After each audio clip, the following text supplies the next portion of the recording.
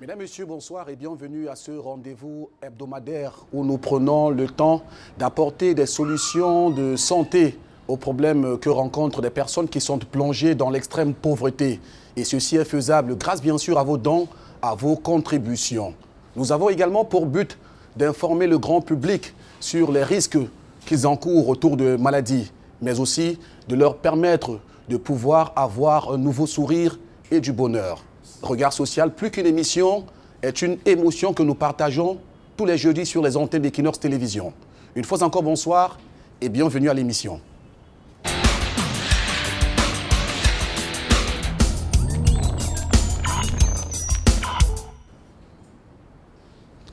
Manger, bouger, marcher sont des fonctions que nous accomplissons souvent de façon spontanée. Et pourtant, tous ces gestes sont contrôlés par un système que porte le cerveau. Dans cette émission, nous allons rencontrer un jeune homme âgé de 26 ans qui aujourd'hui est cloué sur le lit, en raison bien sûr d'un accident de la circulation qui lui a arraché ses membres inférieurs. C'est un jeune homme brave et battant qui aujourd'hui se retourne vers la grande famille de Regard Social afin que nous puissions lui venir en aide pour qu'il puisse véritablement recouvrer sa santé.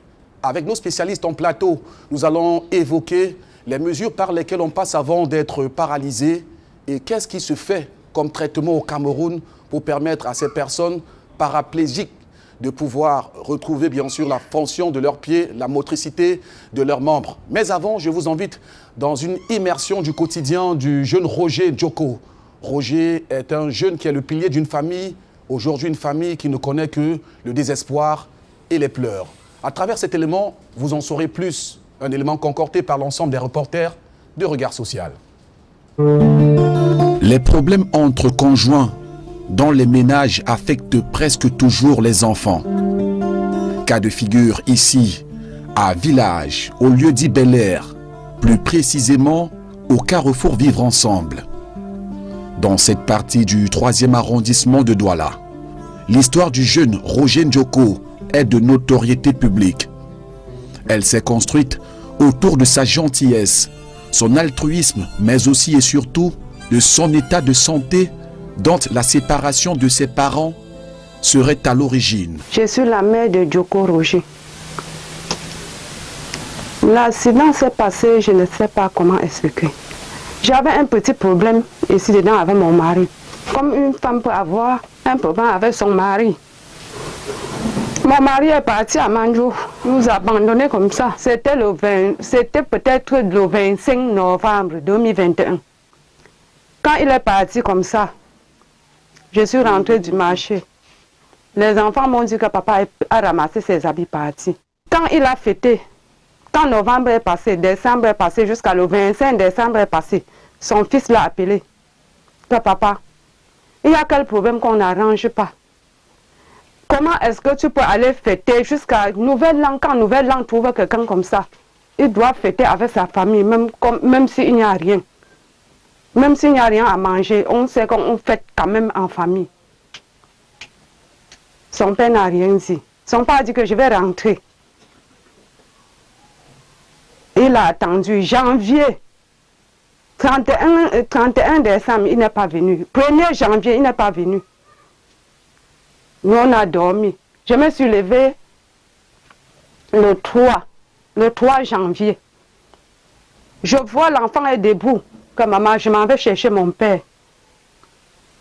Il y a quoi qu'on ne peut pas arranger? Mon père fait jusqu'à 3 mois dehors. Il y a quoi? Jusqu'à ce que tous les deux fêtes passent. Il ne connaît pas comment ses enfants ont fêté. Il y a quoi? Je vais aller lui chercher. J'ai dit que mon père, tu ne peux pas lui chercher. Ton père, c'est un sac de macabo que tu vas arriver, lui porter ses mains attachées sur la moto. Il dit que non, maman, c'est de mon droit. Je vais aller lui chercher. Roger, en tant que notre premier fils, il est le seul comme ça. Il part à Manjo. Je suis moi partie au marché parce que je vends moi que les herbes. Je suis partie chercher mes herbes. Le lendemain, je suis partie au marché. Dès que je rentre du marché, le même jour qu'il a voyagé, on m'appelle ici à 17h. Et c'est son père qui était le premier à m'appeler. Que j'ai compris que Roger a fait l'accident au niveau de Njombe. Va lui regarder. Quand il a appelé comme ça, il a éteint son téléphone. J'ai commencé les cris, taper mon corps ici dehors, appeler ma fille là. Voilà sa petite soeur là. Elle venait de se marier l'année là. Je l'ai appelée, elle venait même de rentrer de l'école. Je dis que Vanessa, j'ai compris que ton grand frère a fait l'accident jusqu'à ça ne va pas. Jusqu'à je suis en route en train de partir. Il dit que maman, il te connaît, n'est pas seul, pardon. Je vais t'attendre au marché d'Orbassi. Dès que je quitte, j'arrive là-bas. Je me croise avec ma fille, nous on prend la moto. Arrivé au rond-point, il prend mon téléphone, il appelle son père. Le numéro ne passe pas. Je dis que sûrement, comme Manjo est proche de Njombe, peut-être nous on va arriver lui trouver à côté de son enfant. Je quitte là-bas. J'arrive à Njombe à 21h. Mon fils était déjà mort jusqu'à ce qu'on avait déjà mis le drap blanc sur sa tête. Il y a même les photos ici. Ça s'est été courageuse pour filmer. Ça s'est arrivé, on a dit que viens voir, viens remarquer si c'est lui. C'était couvert. Ça s'est parti soulever le drap blanc sur sa tête. Il y avait même le truc blanc qui était sorti. Le boucan que j'ai fait dehors, jusqu'à on a vu, il a tourné un peu sa tête comme ça, on a dit yé. Donc il vivait encore. De 16h à 21h, que l'enfant était déjà mort. Ils ont dit que de 16h à 21h là, il ne réagissait pas, c'est pour cela qu'ils ont couvert. Ça a même pris la photo, c'est ici, dans le téléphone. J'ai commencé à pleurer, ça s'est encore couru dehors, dit maman, il n'est pas mort. Il n'est pas mort, maman. Je dis que ouais, jusqu'à ce qu'il sera encore lui, il est où? Il est où? Il est où? Je commence à pleurer. Je pleure sans voir son père. Je pleure et Manjo est à côté de Njombe. Son père n'est pas passé. Jusqu'à 4 heures, on me dit, madame, ne pleure pas seulement. Il faut chercher l'argent. C'est l'ambulance qui va amener Roger à l'hôpital général de Douala.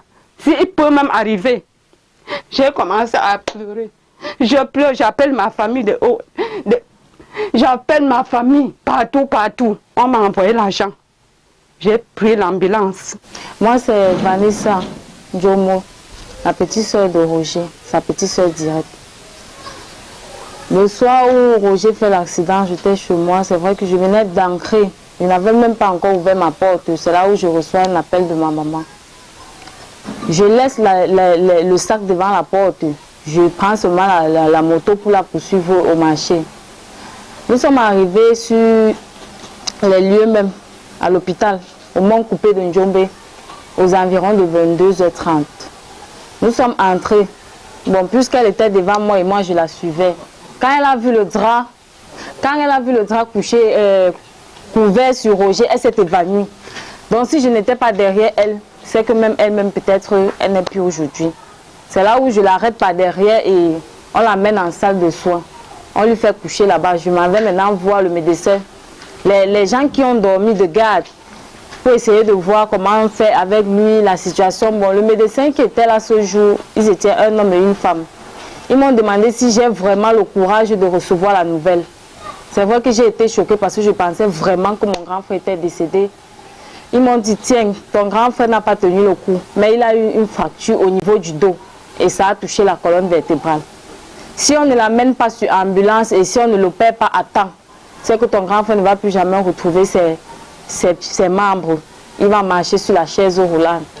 Roger sera victime d'un accident de la circulation qui va littéralement lui briser la colonne vertébrale et paralyser ses membres inférieurs. Une fois rendu sur les lieux du drame, sa mère et sa sœur vont s'activer afin de l'évacuer. Après avoir rassemblé un peu de moyens, grâce à la contribution des membres de la famille maternelle, le trajet médical peut être entamé. Nous sommes arrivés ici à l'hôpital général de Douala. On a porté Roger. Toujours la même ambulance l'a amené à Bounamou Sadi et faire le scanner. Tout ce qu'on a demandé, on a fait. Tout ce qu'on a demandé, mes soeurs ont saigné. Ma famille a saigné. Mon mari n'était jamais passé. Jusqu'à ce qu'un jour, peut-être, il y a quelqu'un qui l'a appelé et dit que ton enfant est mort. Après 2 heures du temps, mon mari était déjà à l'hôpital général avec sa famille. Il était déjà là-bas à l'hôpital général avec sa famille. Quand il a trouvé que Roger n'était pas mort, il est encore rentré le même jour. Roger n'était pas toujours opéré. Ma famille s'est battue. Ma famille s'est battue. Moi aussi, j'ai envoyé les coups dans mes réunions que j'ai fait. L'étape là est passée. Il fallait l'opération. J'ai appelé mon mari ici à l'hôpital général. J'ai mis le caillou dans mon cœur. Je l'ai appelé. Il est venu. J'ai dit qu'il est question qu'on va à la maison. Je veux que mon enfant guérisse. Je ne veux pas qu'il meure. Je ne sais pas ce qu'il est venu à Manjo chercher sans toi. C'est que mon enfant n'est pas parti à Manjo. Il faut qu'on vende la maison. Que je deviens même, ce n'est rien si mon enfant vit. Nous sommes venus vendre la maison. Voilà la maison. On a déjà tapé même toi immeuble sur ça là. J'ai vendu mon père, croyant que mon enfant devait guérir. Mon enfant n'est pas guéri. J'ai souffert, j'ai fait des tours. J'ai fait des tours. Comme vous me voyez là, papa. On a essayé de faire tout ce qu'on pouvait faire. Nous sommes quittés de l'hôpital de Montcoupé le lendemain matin à 8 h. Parce qu'on avait déjà pu avoir de l'argent pour payer l'ambulance pour le transférer ici. Arrivé à l'hôpital général, nous sommes arrivés aux environs de 11h30 midi. On n'a même pas fait entrer Roger en salle parce qu'il fallait faire le scanner et tout et tout. Nous sommes retournés à Bonamoussadi, toujours avec la même ambulance. On a pu faire les différents scanners proposés par l'hôpital. De retour à l'hôpital, on nous dit que le neurochirurgien qui va opérer Roger est en week-end. Nous devions patienter pour qu'il rentre, vu que c'était un vendredi, un truc de vendredi samedi. Nous avons attendu lundi, il était là. Une semaine après, on a fait l'opération de Roger. On quitte à l'hôpital général pour la maison. Rien ne va toujours. Moi, étant chez moi, je ne dormais pas les nuits de sommeil. Il va falloir appeler chaque jour comment ça va et tout ça. J'ai essayé d'appeler mon papa fatigué, moi personnellement. Lui demander que si c'est la possibilité, si c'est le transport qui manque, je peux t'envoyer le transport pour que tu essayes de venir rester au moins à côté de la maman. Parce qu'elle et la petite soeur ne peuvent pas avoir assez de force pour le tourner chaque fois. Le numéro ne passait pas. Moi, c'est Madame Nyambe Christine, la tante de Ndjonko Roger. Vraiment, nous sommes dans le désespoir depuis 2021 qu'il a eu cet accident. Vraiment, je ne saurais vraiment vous expliquer parce que la douleur est très profonde. Bon, déjà, les médecins là-bas ont été prêtés à nous disant qu'il y a eu compression. La moelle a été compressée et il devrait falloir qu'on lui passe au bloc opératoire. Après le bloc opératoire, il était question qu'il se remette sur ses pieds. Dans tout l'espoir, avec toutes les dépenses, parce que même tous ces examens-là, c'était toujours nous. On s'est dépensé grandement, on a fait les examens. Quand nous revenons à l'hôpital général, on demande qu'il faudrait qu'on l'opère. Nous avions espoir, on sait que ça va aller. Et il n'y en avait plus d'argent. L'hôpital général a demandé qu'on dépose une caution de 2 500 000. Et n'ayant pas les 2 500 000, qu'est-ce qu'il fallait faire? Et comme il fallait sauver une vie, on a appelé son papa qui n'était pas là. Son papa est revenu. Et on a pris la résolution de vendre leur maison. La maison a été vendue. On a pris cet argent, 1 500 000, puisqu'on avait coupé la maison, on a vendu à 1 500 000. Nous-mêmes, on a continué à se démerder pour que le montant monte à 2 500 000. Et il est entré au bloc. Quand il est entré au bloc, rapidement aussi fait, et il est sorti du bloc. Les médecins nous ont encore toujours remis dans l'espoir que ça va aller, ça va aller. Mais déjà, avec le versement que nous avions fait, il y avait les soins qu'il fallait faire et il n'y avait plus de possibilité à continuer. Je suis partie voir le médecin. Je lui ai demandé, avec ce cas, parce que moi-même je suis aide-soignante, je dit avec ce cas nous restons ici et l'hospitalisation ne fait que continuer, il n'y a pas d'argent. Est-ce que nous pouvons donc rentrer avec lui? Il me dit, il n'y a pas de problème. S'il faudrait que vous rentrez 8 mois après que la cicatrisation du dos ait lieu, vous allez revenir, comme ça on va l'amener à Moutengene pour lui faire une séance de rééducation. Malgré les efforts multiples, la situation de Roger va plutôt empirer. Cela va inquiéter sa petite famille, qui est à bout de souffle financièrement et physiquement. Le relais sera pris par les amis et camarades de Roger. Pour eux, il était question de soigner tout d'abord les escarres qui sont apparus. Les pansements qui seront effectués n'apporteront aucune solution. Le désespoir s'installe. Après la maison, j'ai tout vendu. J'ai tout vendu. J'ai vendu jusqu'à manquer la personne qui devait acheter mes plats et les fourchettes.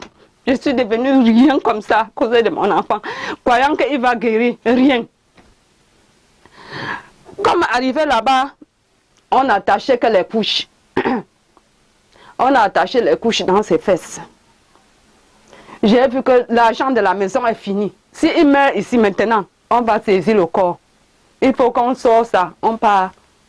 Puisque quand mon mari était venu vendre la maison comme ça, il est encore rentré sur Manjo. L'argent est fini, j'ai dit à ma famille que pardon. On va lui mettre dedans, il meurt que dedans. Parce que s'il meurt ici à l'hôpital général, on va saisir le corps. Il n'y a plus rien. Nous, on a porté l'enfant venu mettre ici dedans. L'enfant tombait dans le coma, il sortait. Il tombait dans le coma, il sortait. Il y avait les jours que ma petite sœur là me fermait dehors. Je pleure, je me tournais dans la boue. Il m'a fermé dehors. C'est elle maintenant qui prenait le soin, le moment là. On a pris le soin. On a pris le soin. On a pris le soin. Jusqu'à...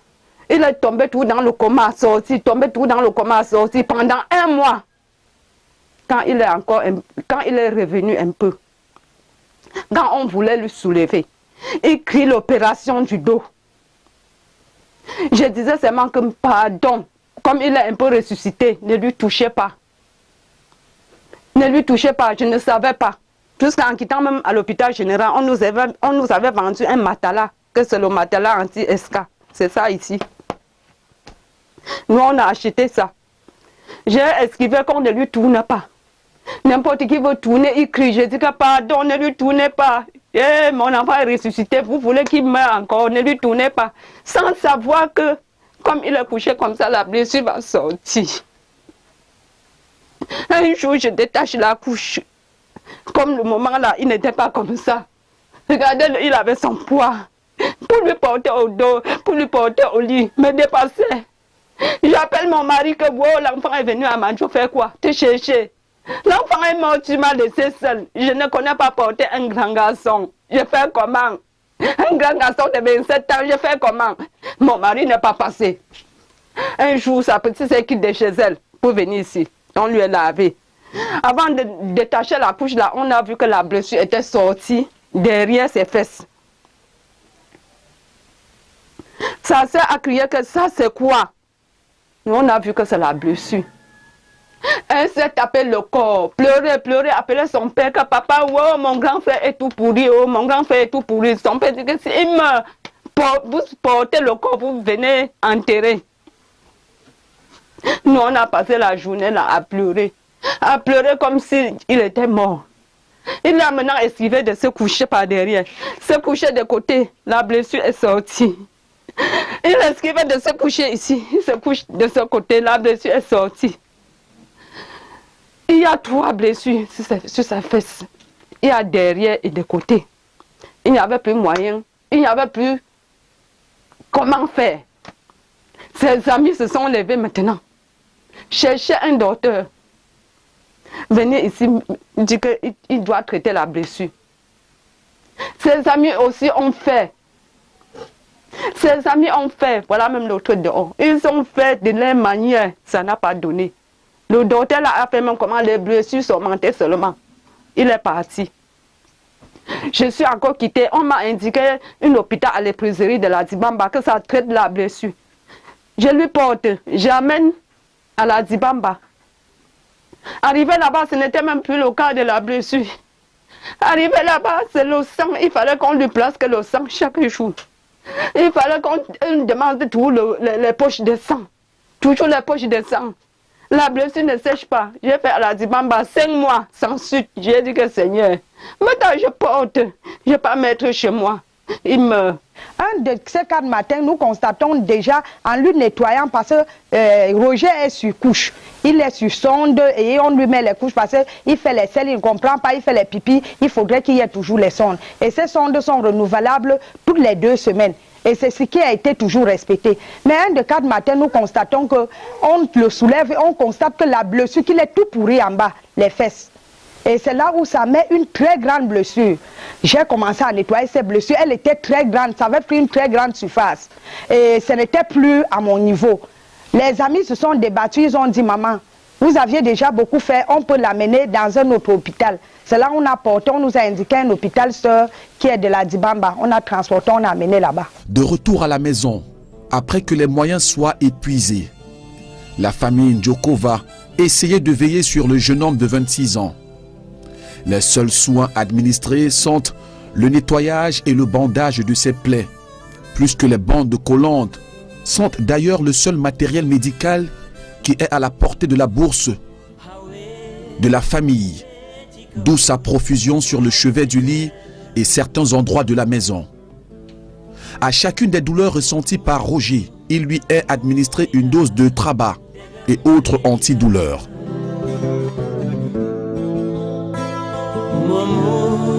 Je suis rentrée maintenant ici à la maison avec lui comme vous voyez là.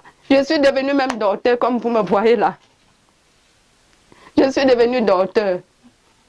À la Dibamba, le travail, ça a commencé, on a commencé à lui piquer le travail à l'épicerie de la Dibamba.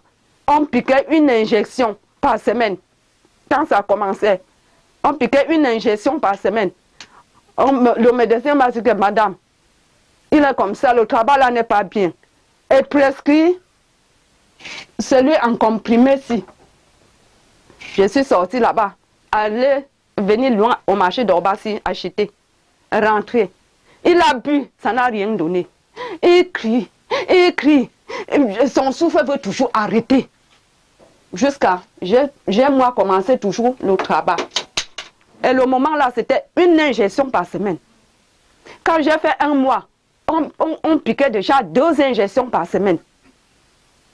Avant d'atteindre 7 mois, quand je suis arrivée ici à la maison, c'était 3. 3 actuellement. Comme vous voyez les paquets là, mes chers frères. Comme vous voyez les paquets là. Vous voyez les paquets de travail. Regardez mon travail. Je souffre. Je souffre. J'ai contenu. J'ai vu ma part. Je suis à bout. Je suis à bout, papa. Comme vous me voyez là, je suis à bout. Le travail, c'est 1500 par jour. Quand il n'y a pas ça, on ne mange pas dans ma maison. Nous, on reste comme ça, comme vous nous voyez là. C'est là. Nous, on reste comme ça pour que l'enfant ne meure pas. Donc, il vit comme quelqu'un vit sur oxygène. Je suis devenue docteur moi-même. Quand j'achète le Daken, le sparadrap fini. Quand j'achète le sparadrap, la compresse finie. Quand j'achète la compresse, l'eau oxygénée fini. Quand j'achète l'eau oxygénée, la bétadine fini. Je suis comme vous me voyez là. J'ai séché comme ça dans la brousse. Mon grand frère ici, il peut passer 1 semaine sans mettre quelque chose dans sa bouche, rien que de l'eau, il ressort. Il prend l'eau, il vomit. Si on ne l'injecte pas, il ne peut pas rester avec vous et sourire. Il est toujours en train de crier les douleurs, crier les douleurs. Les blessures sont là. Rien que le paquet de compresses, c'est 11 000 francs. Et le paquet de compresses ne parvient pas à faire 1 semaine. Il faut faire et les pansements, il faut le sparadrap, il faut l'injecter et pouvoir subvenir aux besoins de la maison. Ça ne donne pas. Vraiment, je vous supplie, toutes les âmes de bonne volonté, depuis que nous sommes quittés à la Dibamba, vraiment, depuis que Roger a fait son accident, voici aujourd'hui 1 an, nous sommes tous dispersés. Nous sommes tous dispersés, personne ne dort bien.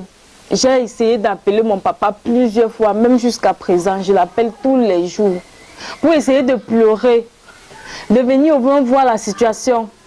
Il dit qu'il a compris. Arrivé à la maison, il fallait continuer à faire les pansements. Je suivais ces pansements-là parce qu'il n'y avait pas la possibilité que nous restons à l'hôpital, puisqu'il n'y avait personne pour nous subventionner. C'était toujours que la famille. Et je suis rentrée là et il fallait faire les pansements. On a continué les pansements. Entre-temps, les douleurs ne faisaient que s'accentuer. Les douleurs ne faisaient que s'accentuer. Roger Njoko mécanicien d'engin de formation, qui était à l'origine d'une vie paisible dans la maison, est réduit à un simple parasite, son meilleur ami. Touché par la paralysie de son compagnon, essaye d'être toujours présent auprès de lui. Je suis l'ami intime de Roger.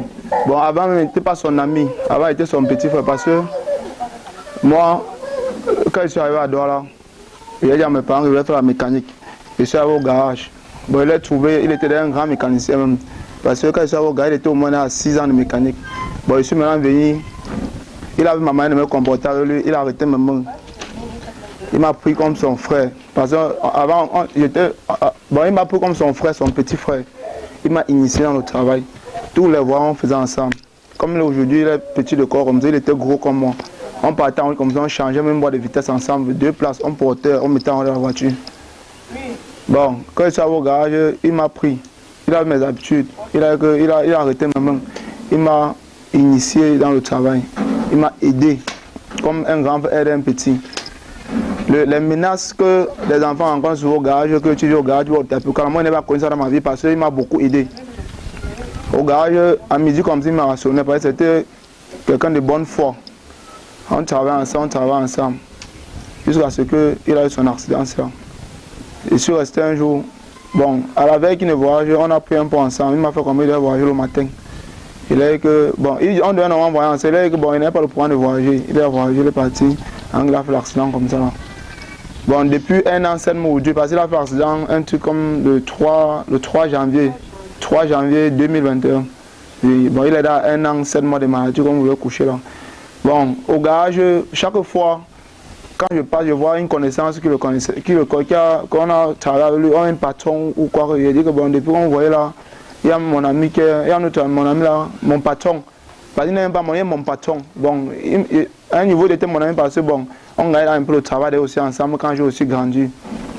À chaque fois maintenant, je regroupais l'argent, il partait au garage comme ça là, je regroupais l'argent et envoyais à sa mère. Moi, je me forçais aussi, il envoie dans le temps, il y a compte temps. Bon, comme il a aussi beaucoup duré dans la maladie, parce que ça fait là plus d'1 an. On a fait ce qu'on pouvait faire, jusqu'à même 1 an. Comme il est à la maison depuis 5 mois comme ça, voilà, moi il me parvient. Il n'a plus le soutien qu'il avait au début de moi parce que, comme il a aussi duré dans la maladie, là, on s'était un peu aussi affaibli. Au garage, même le patron, avec les employés là, à chaque fois quand on était au garage comme ça, on cotisait. Bon, moi-même, depuis un certain moment maintenant, j'ai honte encore de partir au garage, encore voir tous les gars. Je dis que ouais, pareil, il faut qu'on cotise pour Roger. Mais quand je vois toujours ses connaissances en route, je dis que comme tu vois, Roger est couché comme moi depuis 1 an. Parce qu'il ne ressent pas ses pieds à partir d'ici comme ça là. Le bas comme ça là est mort. Quand tu le griffes ici sur le pied, il ne comprend pas. Alors que le docteur nous avait fait comprendre que comme on sort le petit là, même au trop dans 7 mois ça va aller. Depuis là, on est comme ça là, on est dépassé. Moi je me suis dépassé, que le voir coucher à la maison comme ça, moi je me suis dépassé. Comme là tout le comme ça.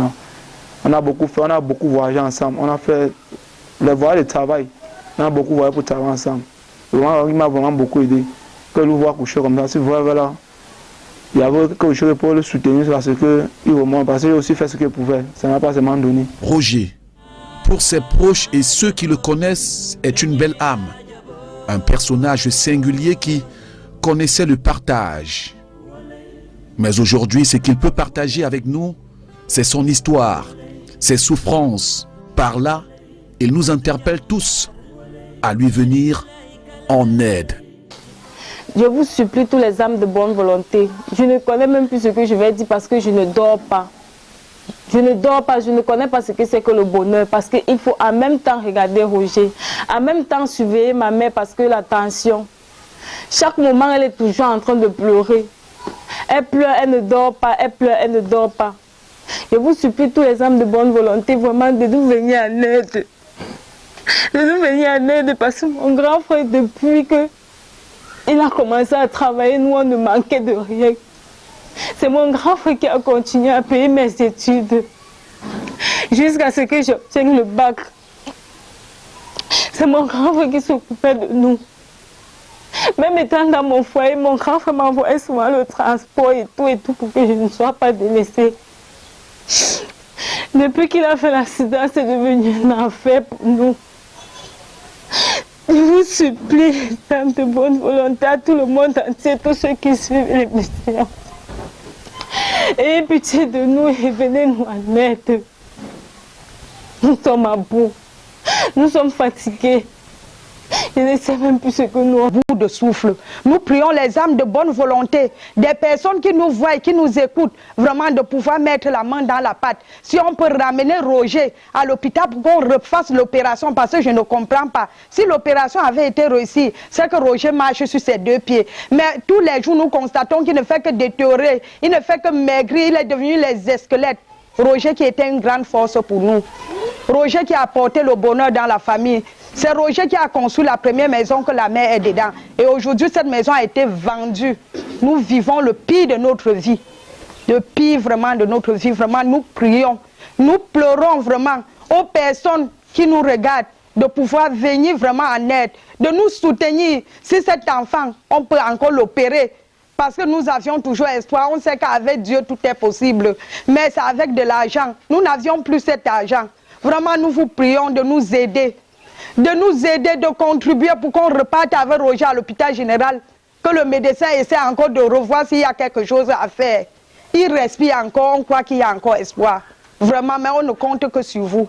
Vraiment, faites quelque chose pour nous, s'il vous plaît. C'est avec les larmes, vraiment, plein de larmes, que je prie à tous mes amis de connaissance, à tout le monde entier, à tout le monde entier, aux âmes de bonne volonté, que pardon de me venir en aide, parce que je suis à bout. Je suis à bout vraiment. J'ai tout vendu pour sauver mon enfant, je n'ai pas pu. Depuis 2021. Depuis 2021 que je souffre.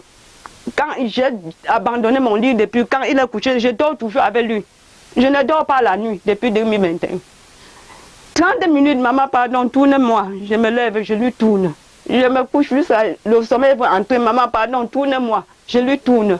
Toujours comme ça, depuis 2021, jusqu'à ce jour-ci. En janvier, ça va faire 2 ans. 2 ans. Abandonné à moi-même. Abandonné. Abandonné comme ça à moi-même.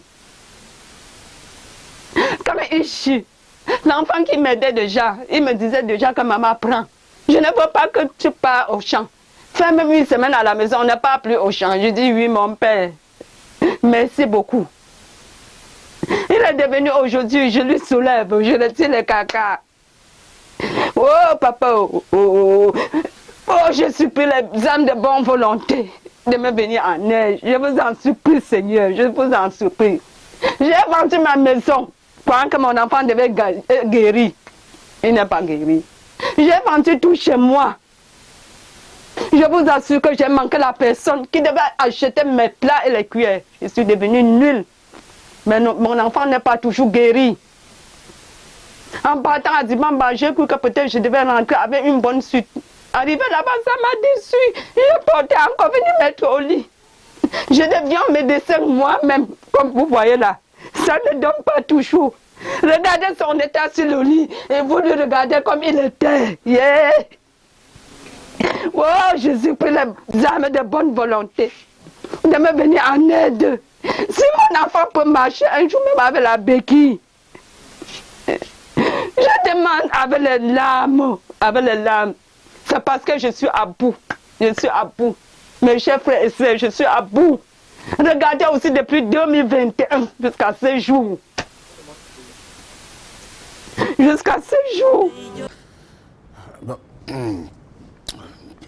Pardonnez la qualité de la voix si elle est larmoyante. C'est une histoire quand même qui ne laisse personne indifférent. L'histoire d'un jeune homme qui est devenu le pilier d'une famille sur qui tout reposait, tous les problèmes, tout ce qu'il fallait pour permettre à cette famille de survivre. Aujourd'hui, le jeune Roger, 26 ans, est cloué sur le lit. C'est l'histoire d'une vie stoppée, nette. Un destin ralenti par un accident. Un truc qui peut arriver à n'importe qui, à tout le monde. Roger passe plus de 24 heures par là sur le lit. Et cela dure aujourd'hui plus de 19 mois que Roger est cloué sur ce lit, implorant bien sûr les aides, les âmes de bonne volonté pour réagir en sa faveur. Sur ce plateau, elles ont trouvé le courage de nous retrouver. Il s'agit de sa maman, Madame Djoko, qui est avec nous, également sa sœur Vanessa Njomo, qui est présente. On aura bien sûr leur témoignage, ce qui a pu échapper pour compléter l'information de ce reportage. Madame Djoko, bonsoir. Bonsoir, monsieur. Merci d'être là ce soir. Je vous prie de trouver le courage de pouvoir communiquer avec nous. C'est difficile la situation que vous traversez, ça on le sait. Depuis plus d'1 an aujourd'hui, votre vie a basculé après l'accident de votre fils, accident de la circulation survenu alors qu'il partait chercher son père qui avait, entre guillemets, déserté la maison. Comment se passe ton quotidien à ses côtés? Ils sont nombreux, ces téléspectateurs, qui veulent vraiment comprendre le poids de tes douleurs. C'est quoi le quotidien?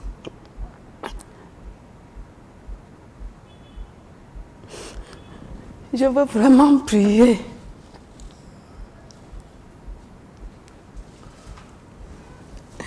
C'est avec les larmes que je supplie. Et je prie tous mes amis de connaissance, tout le monde entier de tous les côtés qui sont en train de me regarder actuellement. Les âmes de bonne volonté de me venir en aide. Madame Djoko, on va y arriver, mais je veux comprendre comment se passe la journée, du matin jusqu'au soir. Qu'est-ce que vous faites? Comment vous occupez? Papa, je ne sais pas quoi dire. Du matin jusqu'au soir, je suis toujours comme ça. Je ne sais pas. Depuis ce 2021, je suis comme vous me voyez là. J'ai déjà perdu vraiment le sourire. J'ai perdu tout à cause de mon enfant, à cause de cet enfant. J'ai perdu tout. Puisqu'il était tout pour moi. Il était tout pour moi, tout pour ma famille. Tout également pour ma mère.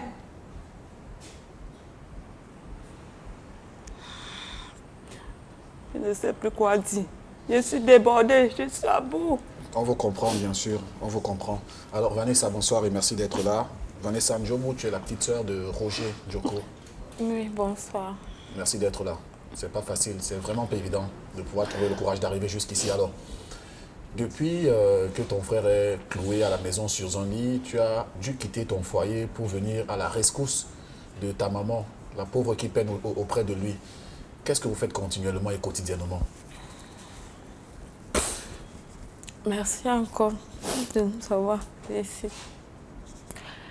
Au quotidien, quand on se lève le matin, parfois on injecte Roger aux environs de 5 heures. 5 heures du matin, les jours où les douleurs n'ont pas passé la nuit à évoluer. On l'injecte le matin. Quand on l'injecte après 1 heure ou 2 heures, il se sent un peu mieux. C'est là où il peut prendre quelque chose pour manger. Après ça, nous faisons les pansements. Nous restons toujours à ses côtés. Nous restons à la maison. Comme moi, j'ai quitté le foyer pour rester à la maison. Elle peut partir au champ chercher sa marchandise pour aller au marché le lendemain. Nous passons les journées auprès de lui. Tant qu'on ne l'injecte pas, il ne peut pas manger. Parce que lorsqu'il sent les douleurs, il ne veut même voir personne à côté de lui. Il reste souvent, il demande qu'on ferme les portes, on ferme les fenêtres pour qu'il reste seul dans son obscurité.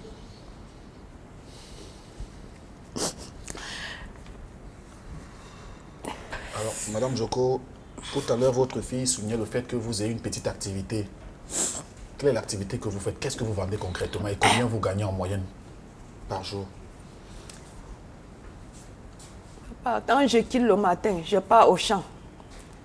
Quand je dis que je vends les herbes, c'est-à-dire quand je pars au champ, je vois la citronnelle, j'achète.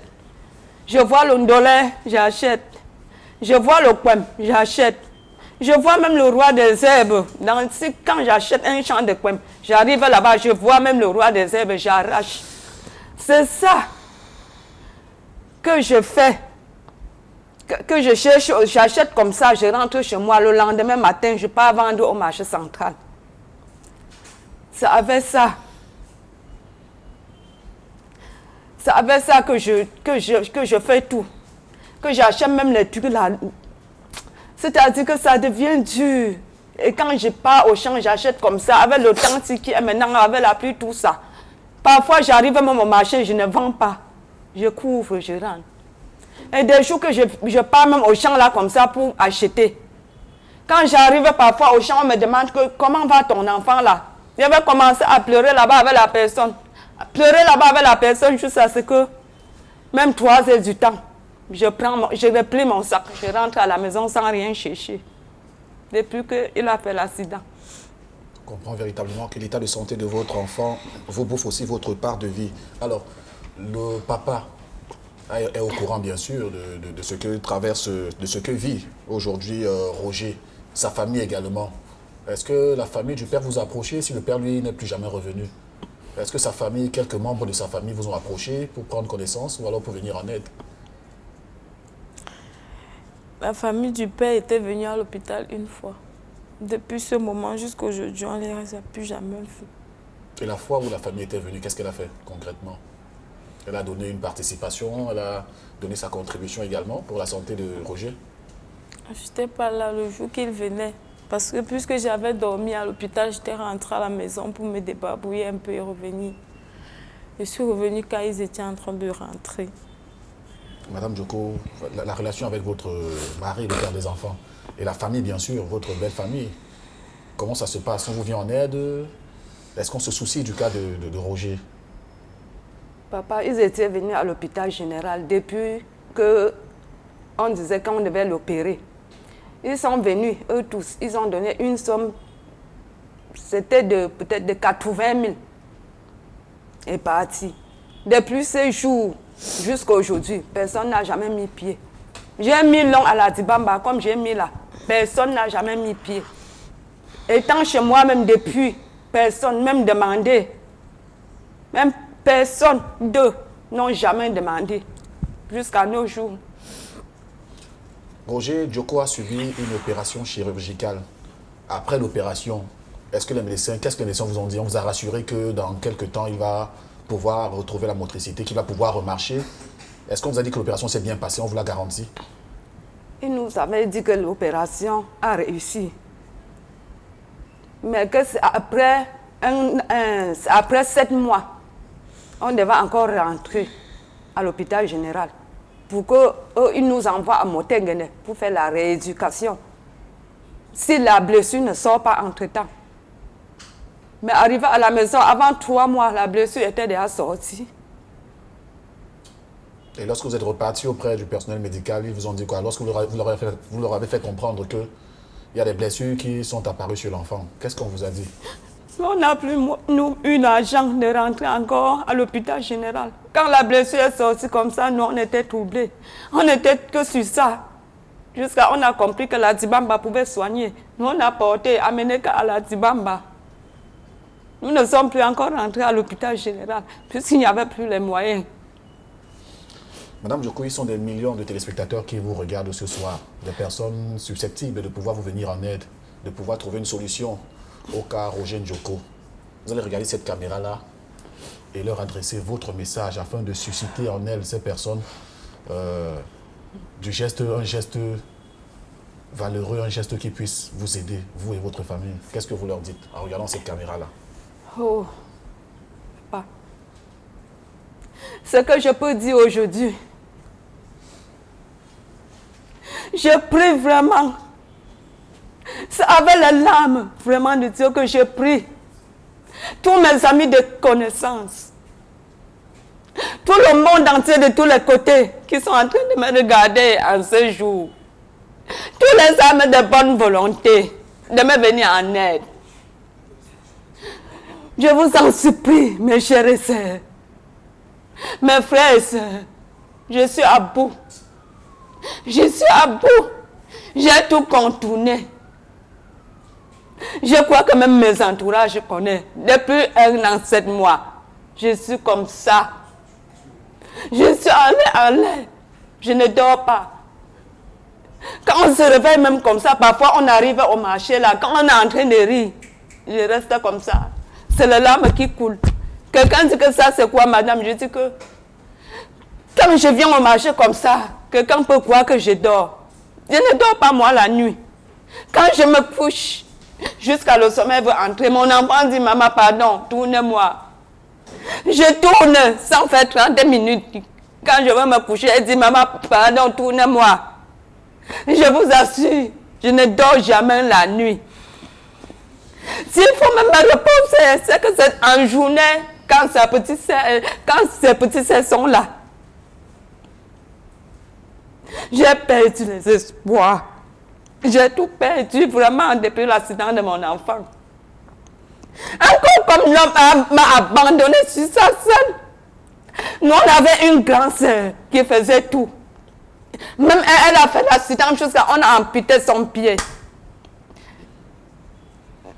Vraiment. Ça avait la larme au cœur. Nous vous en supplions. Moi également. Les âmes de bonne volonté.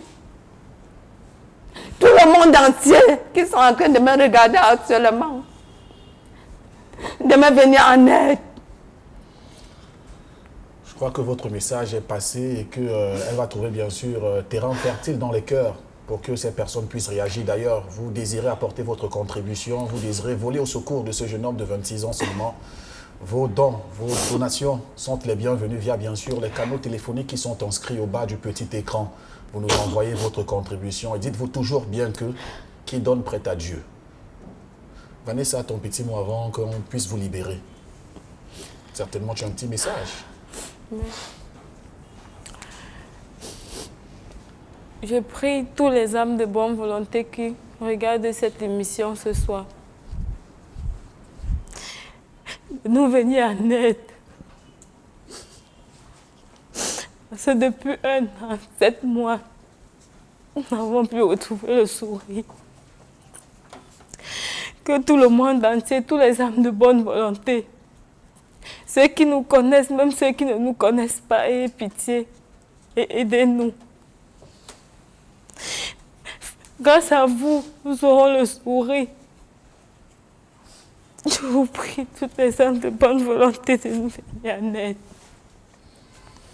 Je vais te demander d'avoir un peu de courage, de te ressaisir un peu. En tout cas, merci pour la bravoure pour être arrivé jusqu'ici. Ce n'est pas évident du tout lorsqu'on sait où vous restez et ce qu'il faut braver comme chemin avant d'arriver ici. Merci encore, Vanessa, d'être venue. On espère bien sûr que ces âmes de bonne volonté sauront agir comme il faut pour que ce jeune homme de 26 ans seulement à peine, qui est fauché déjà dans sa vie, puisse retrouver la motricité et surtout redevenir encore le bras, comment dire ça, devenir le pilier de cette maison qu'il a toujours su bien tenir depuis l'absence de son papa. Dans un court moment, nous recevrons ici les experts de santé avec qui nous allons essayer de comprendre bien sûr ce que vit le jeune Roger. Au-delà de ça, on va également essayer d'avoir d'autres perspectives autour bien sûr de la question de la paralysie. Mais avant, je vous prie encore une fois de plus de pouvoir nous faire parvenir vos contributions. Elles sont les bienvenues. Vous savez comment ça se passe. C'est via les canaux téléphoniques qui sont au bas du petit écran. Une fois que vous envoyez votre contribution, vous nous envoyez un petit message pour envoyer votre nom et votre localité. On se chargera de mettre la liste à votre disposition, une liste que vous pourrez consulter sur la page Facebook de Equinox dans l'émission Regard Social. Chaque fois que vous contribuez, dites-vous toujours bien que vous donnez une chance, un espoir à une vie, car chaque jour est une vie. Et chaque fois qu'il y a moyen de partager, n'hésitez surtout pas à donner à ceux qui en ont besoin. On n'a peut-être pas tous la chance, le bonheur d'être en bonne santé, parce qu'il y en a d'autres qui souffrent. Et ces personnes ont besoin de notre soutien, qu'on leur tienne la main. Les experts de santé nous ont retrouvé tout d'abord le docteur Gams, qui est avec nous. Il est neurologue à l'hôpital général de Douala. Bonsoir, doc, et merci d'être là ce soir une fois de plus. Merci à vous pour l'invitation. C'est toujours un plaisir d'être ici et d'apporter ma modeste contribution à cet élan social. D'ailleurs, vous avez bousculé votre agenda pour être là ce soir. Notre généraliste qui est toujours avec nous, c'est Dr Jules Bacon. Bonsoir, Dr Jules Bacon. Vous êtes généraliste. Bienvenue sur le plateau de Regard Social. Bonsoir Martin et bonsoir à tous. Alors, tout d'abord, j'entre dans vos sentiments personnels en tant qu'humain. Comment est-ce que vous recevez ce reportage? Comment est-ce que vous appréciez ces images et ces récits? En tant qu'humain, je dirais que ce n'est pas une histoire qui pourrait laisser le commun des mortels indifférents. on a en face de nous un garçon qui avait certes un avenir, on pourra dire brillant devant lui, qui avait une carrière, qui l'attendait, un chemin tout tracé. Mais cela qui a été pas, je vais pas dire, cela qui a été fauché par un accident de la circulation. Et aujourd'hui, on voit une descente aux enfers qui dure depuis déjà presque 2 ans. Ce n'est pas une descente aux enfers qui le touche lui seul, mais ça touche tout le monde autour de lui. C'est difficile de voir ce reportage et de rester indifférent.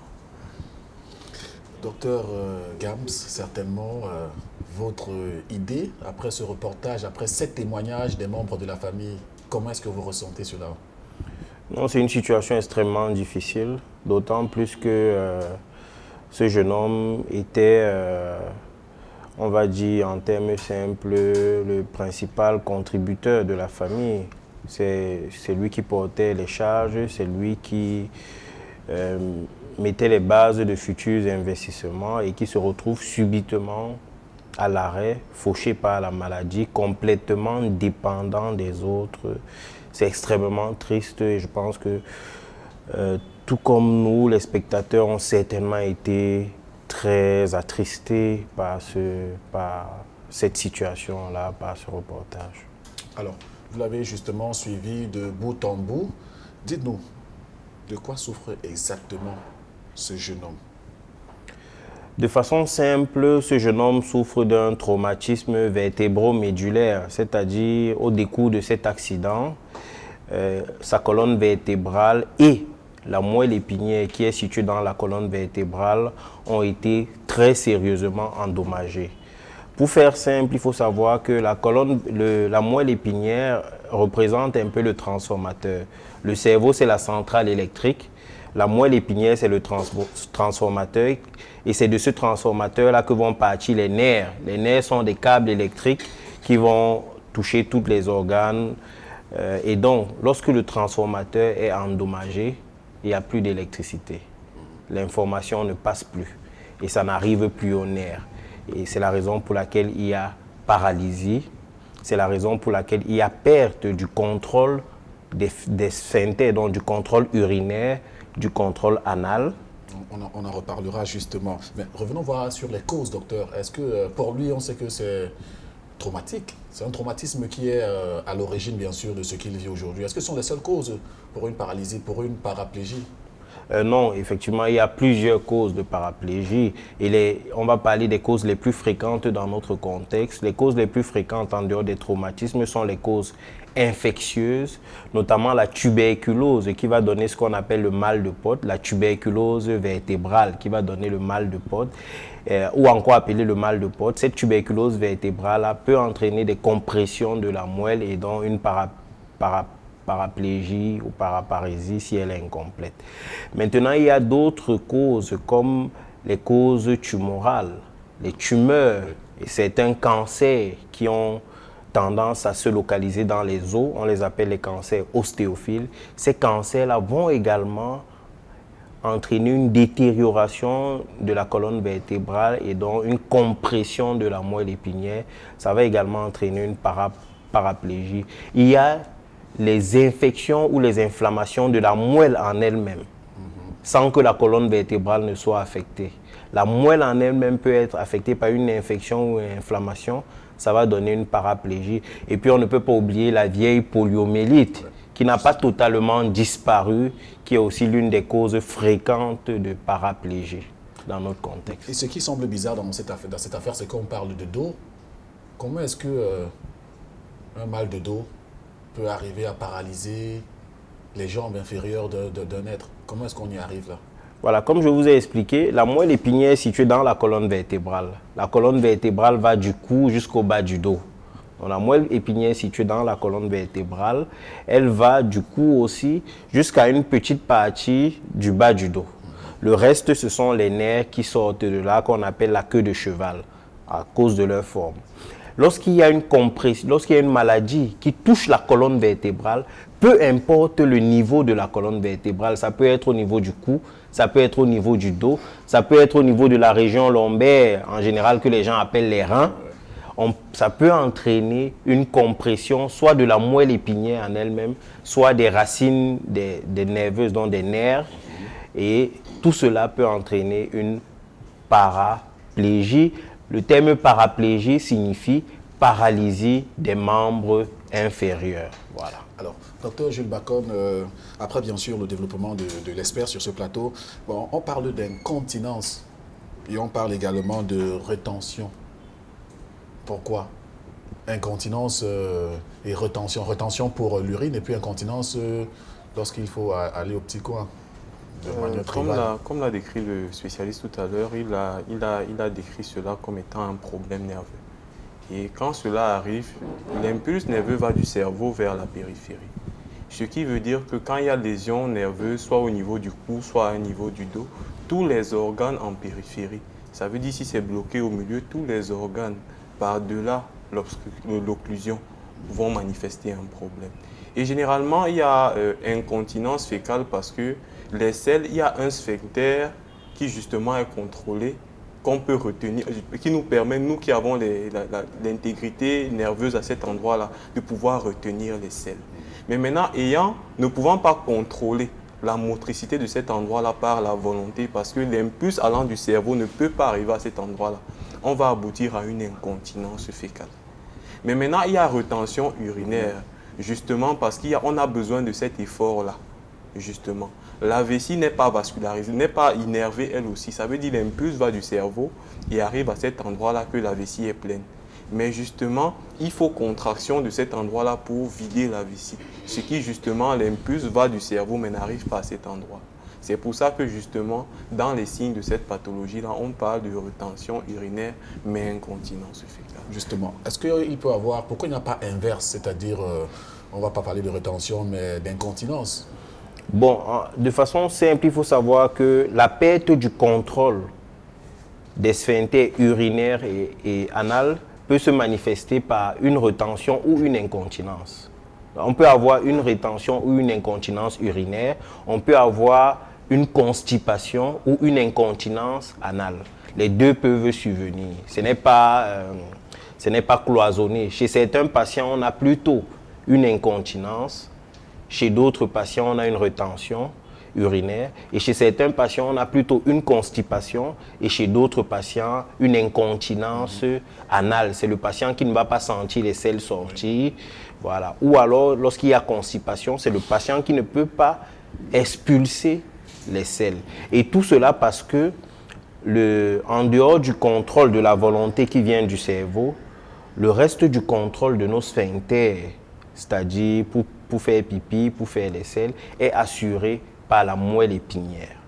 C'est la raison pour laquelle, lorsqu'il y a une lésion de la moelle épinière, nous perdons le contrôle des sphincters. Ça veut dire que c'est le cas chez Roger? Exactement, c'est le cas chez notre patient. Alors, on parlait tout à l'heure, je reviens un peu sur le cas de la rétention urinaire. Est-ce que cela sous-entend que,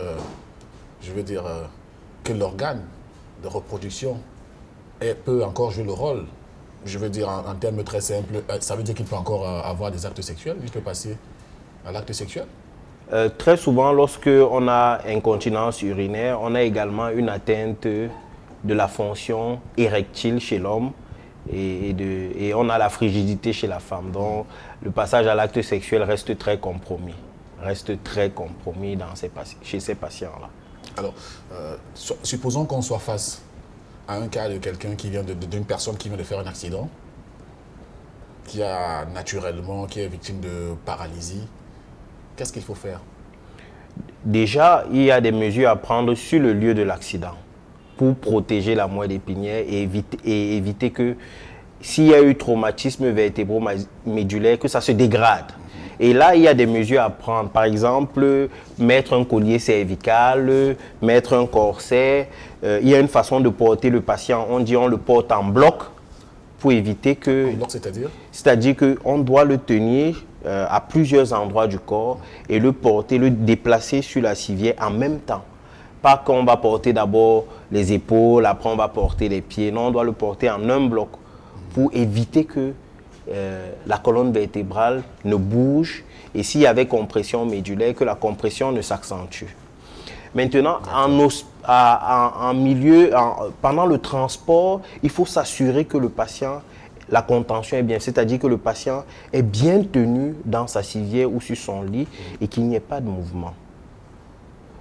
La troisième chose, c'est en milieu hospitalier, c'est-à-dire qu'on l'a porté sur le lieu de l'accident, il a été dans l'ambulance, bien tenu. Maintenant, en milieu hospitalier, la première des choses, c'est de le transférer de l'ambulance sur la civière des urgences, d'accord? Et ce transfert-là doit également se faire en bloc, en monobloc, je veux dire. Et ensuite, en hospitalier, il faut le prendre en charge urgemment, parce que toute compression médulaire, qu'elle soit traumatique ou non traumatique, est une urgence médico-chirurgicale absolue, parce que le risque de perdre sa fonction, comme c'est le cas chez notre patient, est très élevé. Donc c'est un patient qui va avoir un accès direct aux soins, d'accord? Et ces soins-là vont faire intervenir les urgentistes, les neurochirurgiens, les réanimateurs, les médecins généralistes, le personnel paramédical des urgences et les neurologues si la compression est plutôt non traumatique. Une question qui vous reviendra, mais je préfère tout d'abord la poser à Dr Bakon. Comment confirmer le diagnostic dans ce cas? Comment confirmer le diagnostic de compression médulaire? Premièrement, je pense que le diagnostic, la suspicion est clinique. Ce qui veut dire qu'à partir des symptômes qu'on a cliniquement, on peut commencer à penser à un syndrome de compression médulaire. Parce que, comme l'a relevé le spécialiste tout à l'heure, les causes sont diverses. Quand on a justement affaire à un patient post-traumatique, il est possible qu'on ait un malade qui se plaint d'une douleur sévère à la base, à un endroit, peut-être soit le cou, soit le dos, et avec la perte de la fonctionnalité des membres, je vais dire, je ne sais pas si on dit en amont ou en aval, mais par-delà la compression, si c'est au niveau du cou, il ne pourra peut-être pas bouger les membres, pas bouger les deux membres supérieurs, les deux membres inférieurs.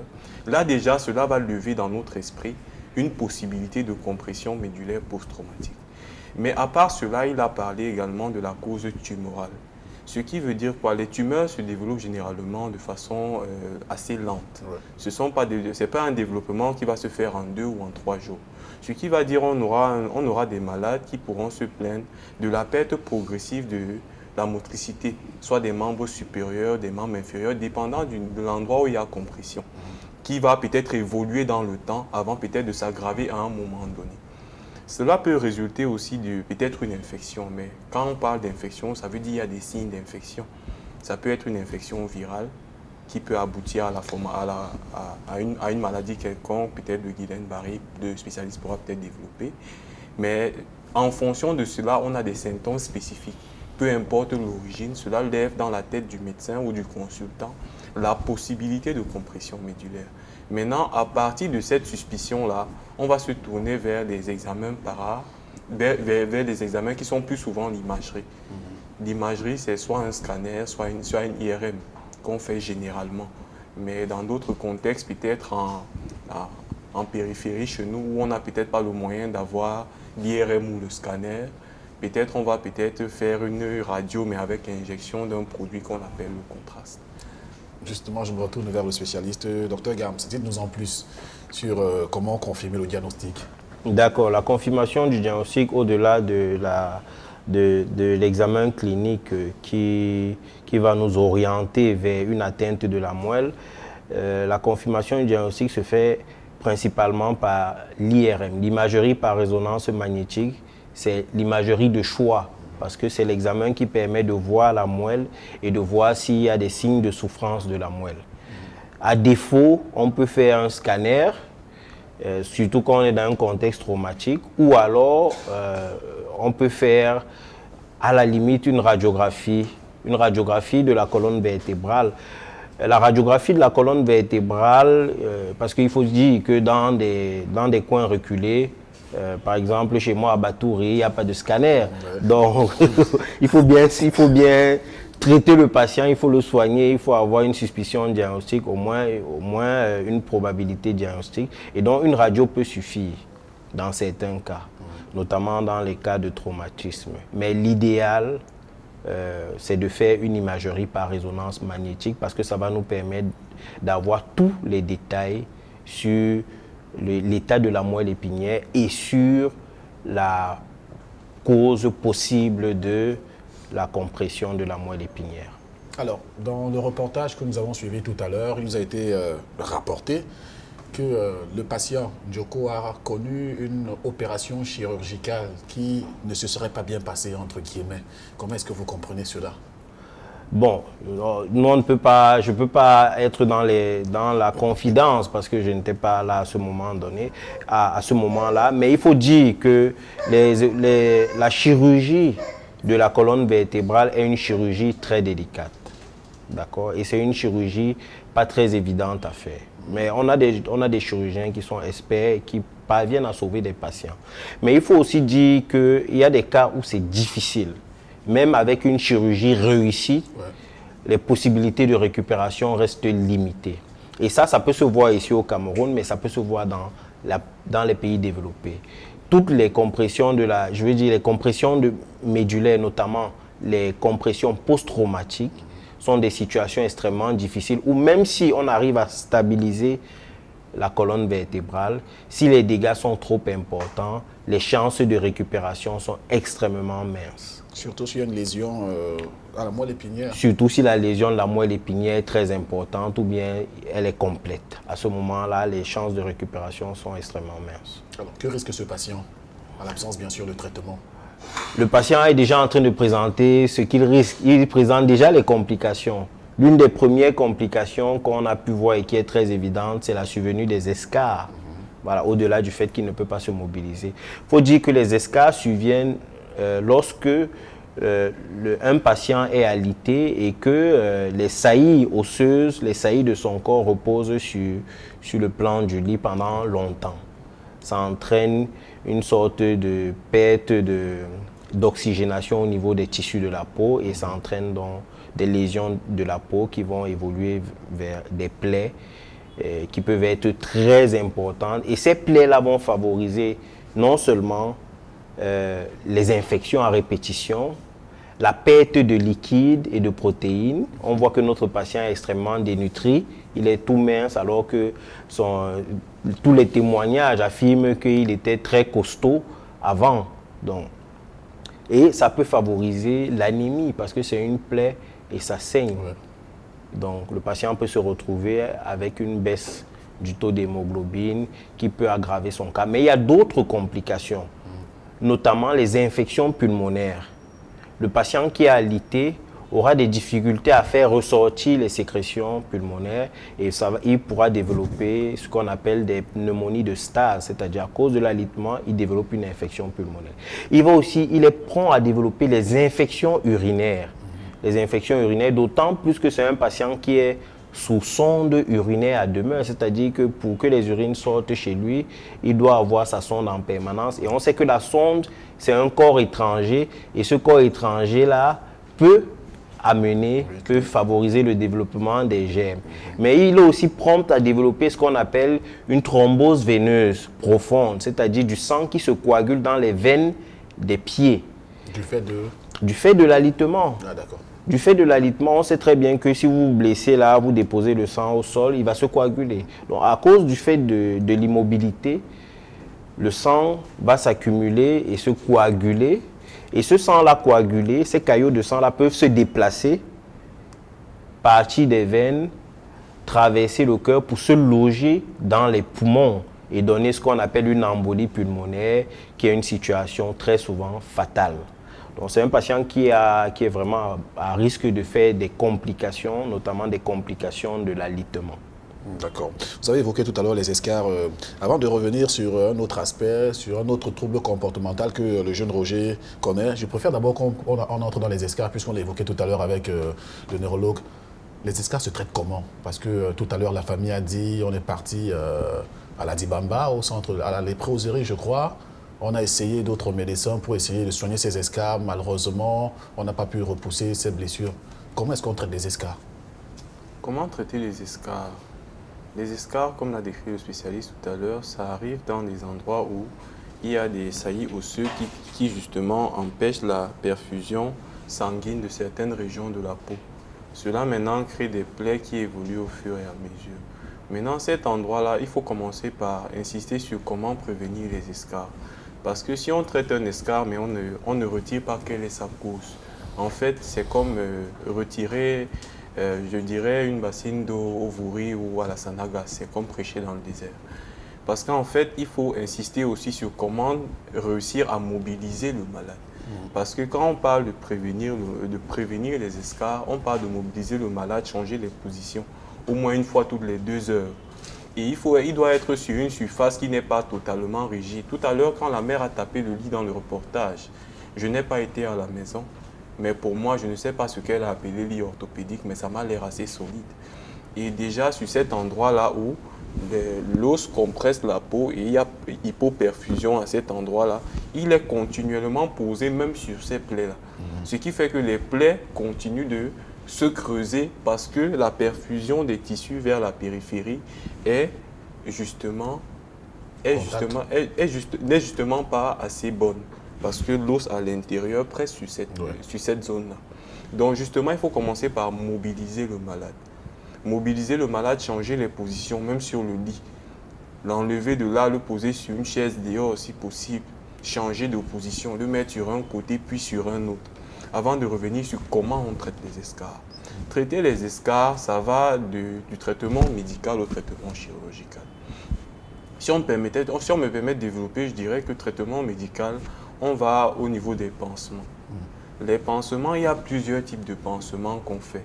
Dans le reportage, j'ai vu le daquin, j'ai vu l'eau oxygénée. Moi, en médecin, je me demande qu'est-ce qu'on traite avec le daquin sur un escarre. L'escarre, c'est simplement une zone qui a été hypoperfusée, la peau s'est débridée. C'est un endroit où je ne sais pas s'il y a preuve d'infection ou si on va voir, parce que ça dépend aussi de la profondeur.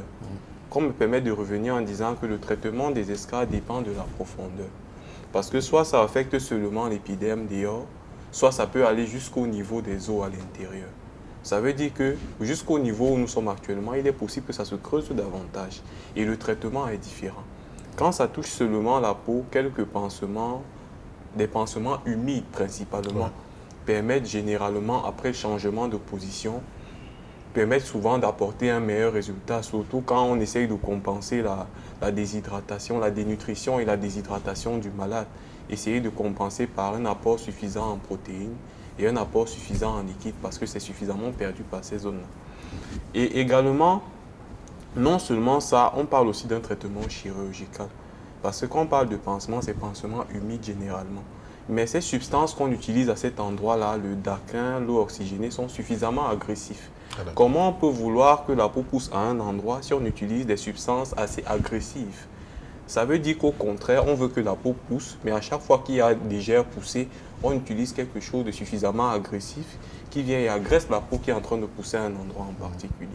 Donc moi, je pense qu'il faut revoir la façon de faire les pansements de ce garçon et changer les positions et insister sur la réhydratation et compenser la dénutrition par un apport suffisant en protéines. C'est par ça que je parle de traitement médical. Maintenant, traitement chirurgical dépendant de la profondeur. Il y a des modalités chirurgicales qui vont, on parle généralement des greffes. Oui. Ça veut dire on peut faire des greffes dépendant de si le malade est capable, si le malade est en un état de tolérer la procédure ou pas. Ça veut dire qu'il y a un traitement avec les pansements d'un côté, mais de l'autre côté, il y a possibilité de greffe. Mais la greffe dépend aussi de la surface touchée par l'escarre et de la profondeur. Parce que si on a une profondeur qui va jusqu'aux os, peut-être le spécialiste pourra développer, mais moi personnellement, je ne pense pas qu'on puisse greffer, que le greffon puisse avoir jusqu'une partie de l'os. Donc je pense que ça dépend de la profondeur et de la surface concernée. D'accord. Docteur, vous avez quelque chose à rajouter après, à la suite de Dr Bakone?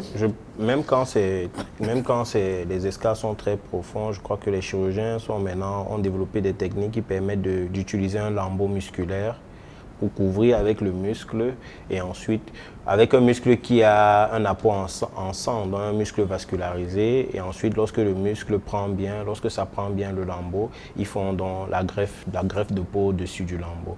Donc même quand c'est très profond, actuellement les techniques médicales permettent de rattraper le coup, mais je vais aller dans le même sens que lui en insistant sur la prévention des escars. C'est ça la clé, justement. La prévention des escars. On ne va pas se mettre tout le temps à courir derrière les escars qui se sont formés. Il faut éviter que d'autres escars ne se forment. Et la clé, c'est la mobilisation.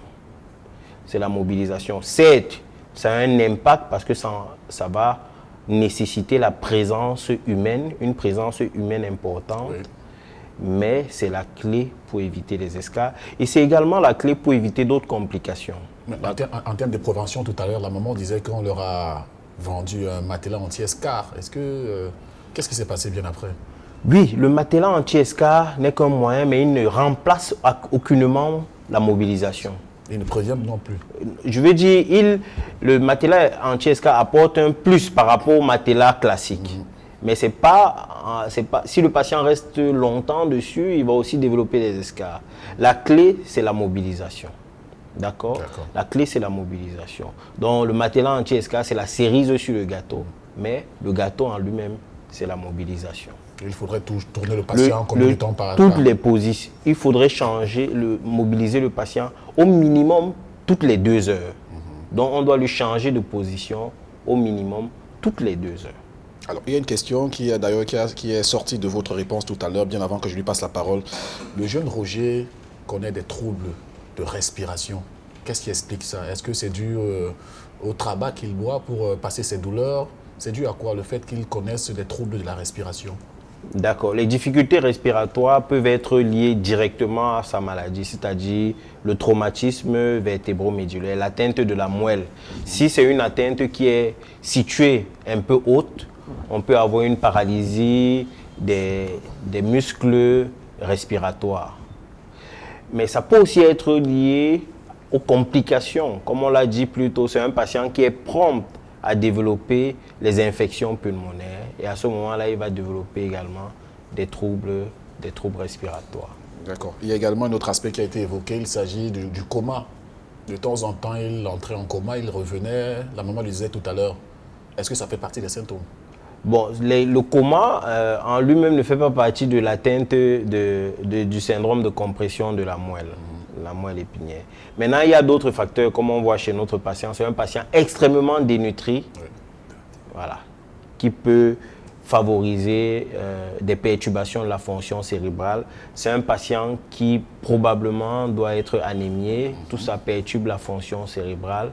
Et c'est aussi un patient qui est prompt à faire des infections et ça contribue à perturber la fonction cérébrale et il peut de temps en temps faire des épisodes de perte de connaissance ou de coma, si vous voulez.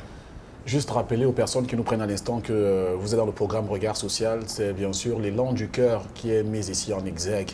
Il est question de vous interpeller afin de sauver des vies, d'accomplir un miracle dans une vie, car toute vie est un précieux sésame. Offrez aussi du vôtre à ces personnes qui en ont besoin afin de pouvoir, elles aussi, ces personnes, venir en aide à d'autres personnes, pourquoi pas, aux membres de leur famille. Le cas qui nous interpelle aujourd'hui, qui nous intéresse, c'est celui de Roger, 26 ans. Roger Ndjoko est cloué sur le lit depuis plus de 19 mois aujourd'hui. Vos contributions sont les bienvenues via bien sûr les canaux téléphoniques qui s'inscrivent au bas du petit écran. N'hésitez surtout pas à donner, donner et donner encore. Et notre échange avec les spécialistes, faut-il encore le rappeler, c'est une manière pour nous de faire la prévention auprès du grand public. Parce qu'au-delà, bien sûr, d'apporter de l'aide, nous avons également pour mission de vous conscientiser, de vous apporter des informations, puisque les cas de ce genre sont légion. À vous aussi d'en tirer profit pour mieux gérer votre malade, peut-être à la maison ou encore dans un centre hospitalier. Revenons plutôt à nos questions. Je veux parler cette fois-ci de la surconsommation de tabac. Parce qu'à un moment, il se pourrait que le médecin ait demandé qu'elle arrête la consommation de tabac par le jeune Ndjoko. Pourquoi et oui. Que faire? Pour revenir un peu, il faut savoir que le tabac, c'est un médicament antidouleur d'une classe thérapeutique appelée des opiacés. D'accord? Et ces médicaments-là ont une forte prépondérance à la dépendance, à l'addiction. Ouais. D'ailleurs, on sait très bien que ce qu'on appelle le tramol dans les milieux scolaires, chez les mototaximens, c'est le tabac, c'est le tramadol. Ah, c'est le tramadol. Et ce tramol-là, pris à de fortes doses de façon régulière entraîne une addiction, entraîne une dépendance. Et c'est un patient qui va se retrouver essentiellement dépendant de ça. Le jour où il n'y en a pas, il fait ce qu'on appelle un syndrome de sevrage, un syndrome de manque.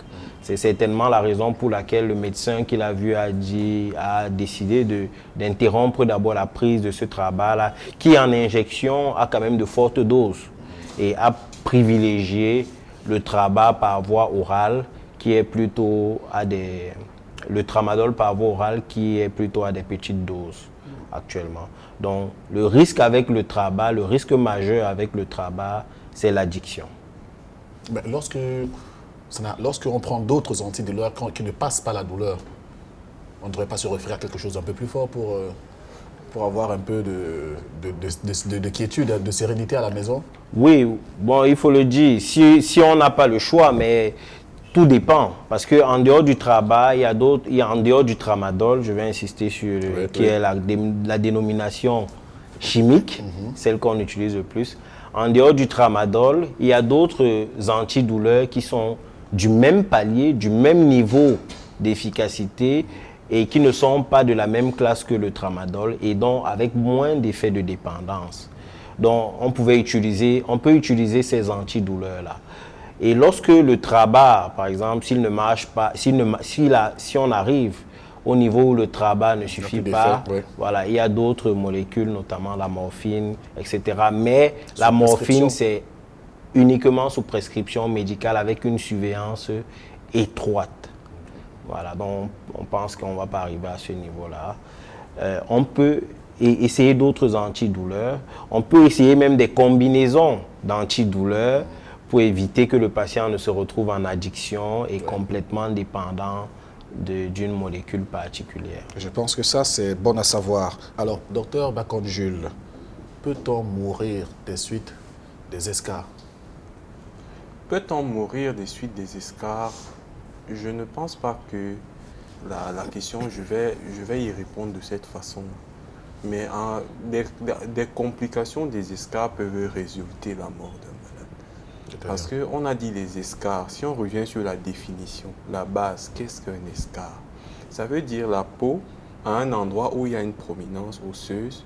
L'os est posé sur cet endroit-là parce qu'on est immobilisé sur une longue période. Oui. Du coup, il n'y a pas de sang qui arrive à cet endroit-là. Du coup, cet endroit est débridé ou cet endroit se met à nécroser. Ça veut dire que ça meurt parce que le sang n'y arrive pas normalement. Et la peau est la première des couches protectrices. La peau prévient la déshydratation. La peau prévient l'anémie. La peau prévient les infections. D'une infection, on peut facilement mourir. D'une dénutrition, on peut facilement mourir.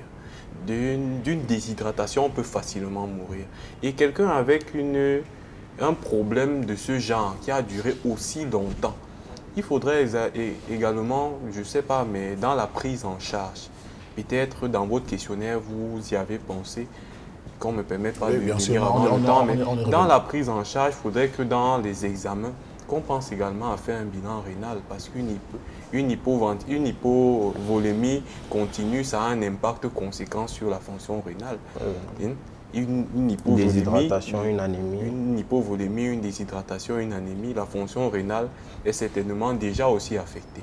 Et quand on parle de coma chez ce garçon, peut-être il y a tous ces facteurs-là qui résultent du fait que cela se soit installé en complication. Et je pense qu'on peut facilement mourir des complications d'un escarre que mourir d'un escarre. D'accord. Merci. Je me retrouve vers le docteur Gams. Il est neurologue, il faut le rappeler pour les personnes qui nous prennent à l'instant. Alors, on aimerait tous savoir quelle est la forme de paraplégie la plus sévère. Est-ce celle qui est due à un traumatisme qui va affecter la moelle ou alors c'est celle qui n'a rien à voir avec le traumatisme? Je veux dire, de façon simple, il faut savoir qu'il y a plusieurs degrés d'atteinte de la moelle. Et les atteintes de la moelle, ils peuvent être partielles ou complètes, que ces atteintes soient dues à un traumatisme ou pas. Elles peuvent être partielles ou on va dire simplement incomplètes ou alors complètes. La forme la plus sévère d'atteinte de la moelle, c'est la section complète de la moelle. Voilà. Et cette section complète-là, on peut la retrouver cliniquement. C'est un patient qui a une paraplégie, c'est-à-dire incapacité totale de bouger les pieds. C'est un patient qui a des troubles sphinctériens. C'est un patient qui a une dysfonction sexuelle. C'est un patient qui a des troubles sensitifs, qui ne ressent pas l'apathie en dessous de l'atteinte de la moelle. Donc tout cela, ça fait évoquer une atteinte complète de la moelle qui est la forme la plus sévère de lésion médulaire. Docteur Bacon, est-ce que les personnes victimes de lésions de la moelle épinière peuvent, naturellement, ces enfants peuvent encore aller à l'école? Est-ce que vous posez la question de savoir si ceux avec ce genre de problème peuvent encore aller à l'école? Étudier normalement comme tous les autres. Étudier normalement, cela n'affecte en rien la fonction cérébrale. Peut-être ce serait important de le dire parce que même en cas de PFA, paralysie flaccide et aiguë, si c'est ça la véritable signification du cycle, je pense que la fonction cérébrale n'est en rien affectée, que ce soit la fonction cérébrale ou la fonction cognitive. Au contraire, ce sont des enfants qui pourront peut-être pas se mouvoir comme les autres parce qu'ils perdent la fonction des deux membres inférieurs. Mais je pense que cela n'affecte en rien leur capacité d'aller à l'école parce que je pense que même sur une chaise roulante, on a eu beaucoup d'intellectuels, je pense qu'on a eu beaucoup même d'hommes de science qui étaient cloués à une chaise mais qui ont fait avancer la science d'une certaine façon. Donc je pense que la paraplégie n'est pas un handicap qui pourra empêcher un enfant d'aller à l'école, en fait. D'accord. Alors, docteur Gams, on tire déjà vers la fin de notre entretien. Quelle est, la prise en charge de Roger Ndoko consiste à quoi? Elle passe par quoi? D'accord, la prise en charge passe déjà par l'évaluation de l'état de la moelle épinière. On l'a dit, s'il faut faire une imagerie, mais l'évaluation des complications. Les complications en termes d'infection, en termes d'escarres, en termes de déshydratation, de dénutrition, d'impact sur le rein, d'anémie. Il faudra vraiment prendre le patient dans sa globalité parce que tout n'est pas perdu. D'accord? Tout n'est pas perdu. Il faut le dire, tout n'est pas perdu. Il a perdu la motricité des membres inférieurs, il garde la motricité des membres supérieurs, il peut travailler. Cela m'amène à une autre question. Est-ce qu'il est possible qu'il puisse remarcher? Remarcher, on ne peut pas prédire parce que tel que décrit, c'est quand même une atteinte qui est sévère de la moelle épinière. Mais est-ce qu'il peut redevenir autonome? Oui, il peut redevenir autonome, quitte à être sur chaise roulante. Il peut devenir autonome et faire des activités. Je dis, beaucoup de personnes sont sous chaise roulante et parviennent à vivre une vie relativement normale en menant des activités, en faisant même des prouesses. Donc tout n'est pas perdu.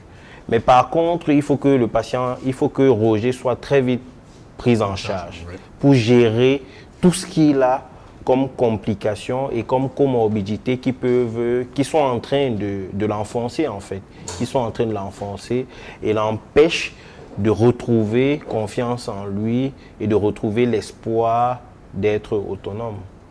Docteur Bacon, pourquoi est-ce qu'une lésion de la moelle épinière, une véritable lésion, ne peut pas être réparée jusqu'à aujourd'hui? Comment est-ce que la science explique ça?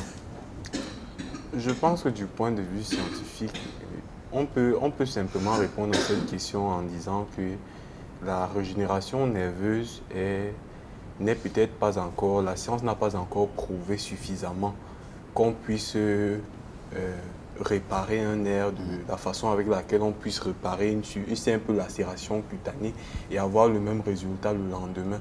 Généralement, quand quelqu'un perd une fonctionnalité, qu'elle soit sensitive ou motrice, il est possible qu'avec le temps, qu'il y ait une nouvelle branche qui se forme.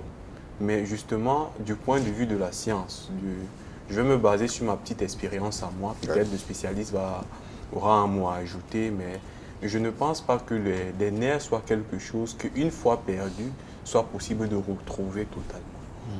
Même réparer, un nerf qu'on a perdu ne peut pas être récupéré totalement. même du point de vue scientifique. Vous êtes d'avis, docteur? Bon, il faut faire la différence entre le nerf périphérique et les neurones qui sont dans la moelle épinière ou bien dans le cerveau. Ouais. On sait que les neurones qui sont dans la moelle épinière ou dans le cerveau ont une très faible capacité de se régénérer, ou bien une très faible capacité de se multiplier.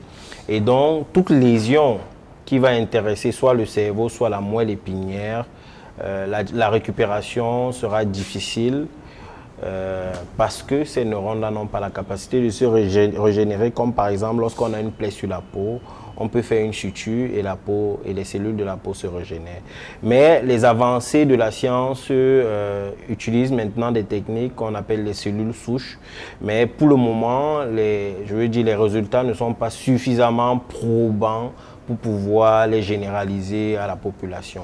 Et c'est des techniques qui, dans notre contexte, il faut le dire, sont encore très utopiques. C'est encore dans les rêves. Dans les rêves. Donc, de façon pragmatique, il faut utiliser nos moyens pour pouvoir améliorer la qualité de vie du patient. Alors, Dr Bakar, nous sommes certainement au terminus de cet échange d'ailleurs qui a permis aux téléspectateurs de bénéficier de beaucoup de connaissances autour, bien sûr, de la paraplégie. Pour ces personnes, certainement, qui vivent avec ce genre de personnes à la maison, je crois qu'il y a eu de la substance là-dedans pour leur permettre de mieux garder déjà leurs malades et également d'éviter les escarres. C'est quoi le petit mot de fin à adresser, bien sûr, aux personnes qui nous regardent et surtout aux personnes qui peuvent avoir ce genre de cas dans leur maison? Le petit mot de fin, je reviendrai sur un aspect qu'on n'a peut-être pas eu le temps de développer, mais c'est l'aspect psychologique. Oui. Parce que je pense que ce malade, peut-être d'une certaine façon, à un moment donné, à voir sa mère couler les larmes de cette façon-là. La famille, après un certain nombre d'espoirs, on a vendu une maison, on a fait une opération sur laquelle le monde entier avait basé un certain nombre d'espoirs. Mais les résultats ne sont pas au rendez-vous. Donc je pense que du point de vue psychologique, la famille, le concerné a certainement dû prendre un grand coup. Donc je pense que dans sa prise en charge également, il faudra peut-être que les gens autour de lui se rappellent du fait que, en fait, il ne faut jamais cesser d'aider les gens. Ouais. Parce que quand on commence déjà à les aider, on essaye de par cette occasion-là, de leur donner un peu d'espoir. Et l'espoir n'est pas une chose qu'on retire à quelqu'un un matin. Donc, cette famille a besoin davantage de soutien. Ils ont fait appel à ceux qui les connaissent dans la famille, à travers le Cameroun, à travers le monde. Mais je voudrais également inviter tous ceux qui nous ont suivis, également tous ceux qui nous suivront également peut-être les prochains jours, à profiter de cette occasion pour leur tendre la main. Parce que le récit, l'histoire que traverse cette famille, je ne pense pas que cela puisse laisser quelqu'un indifférent. Je voudrais que chacun, d'une façon particulière, à travers l'élément d'aujourd'hui, essaye de tendre la main. Je pense que le moindre franc serait le bienvenu pour aider cette famille, parce qu'ils en ont vraiment besoin. Parce qu'arriver au niveau où la priorité dans une maison n'est pas de remplir la marmite, mais plutôt d'acheter le tramadol. Je pense qu'on est à un niveau où l'urgence, en fait, se fait ressentir. Et on voit un garçon là qui est sérieusement déshydraté, qui va de perte de connaissance à perte de connaissance. Donc, je voudrais inviter tout le monde ce soir à profiter de cette nouvelle occasion pour aider ce jeune homme, aider cette famille qui justement est en détresse. Docteur Yams, je rappelle que vous êtes neurologue. Votre conclusion, si on peut dire ainsi, d'accord, à la suite de ce cas? La conclusion va s'axer sur 2 points. Le premier point, c'est que tout n'est pas perdu pour ce malade, pour Roger.